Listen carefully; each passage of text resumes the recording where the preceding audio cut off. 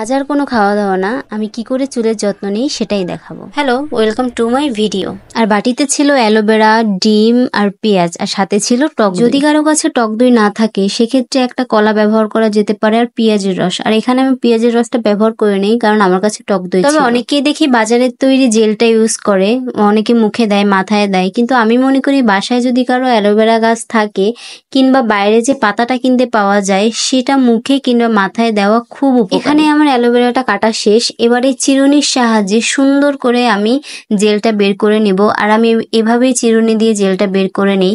চামচ কিংবা ছুরি দিয়ে কাটলে দেখা যায় বড় বড় থেকে যায়, কিন্তু যদি এভাবে চিরুনির সাহায্যে জেলটা বের করা যায় তাহলে সুন্দর করে জেলটা জেলের মতোই বের হয়। আর যদি কারো বাসায় ব্লেন্ডার থাকে সেক্ষেত্রে ব্লেন্ডারে ব্লেন্ড করলে বেশি ভালো হয়, বেশি স্মুথ হয়, কিন্তু আমার কাছে ব্লেন্ডার নেই, এর জন্য চিরুনির সাহায্যে আমি বের করে নিছি।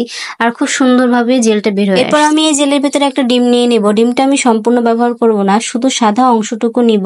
তোমরা চাইলে সম্পূর্ণ নিতে পারো। এখন এর সাথে অ্যাড করব টক দই। তবে একটা কথা, ফ্রিজ থেকে সোজা বের করে কিন্তু মাথায় দেওয়া যাবে না, কিছুক্ষণ রেখে তারপর টক দইটা ব্যবহার করতে হবে। এখানে আমি 3 চামচ টক দই নিব, যেহেতু আমার চুলটা বড় এর জন্য।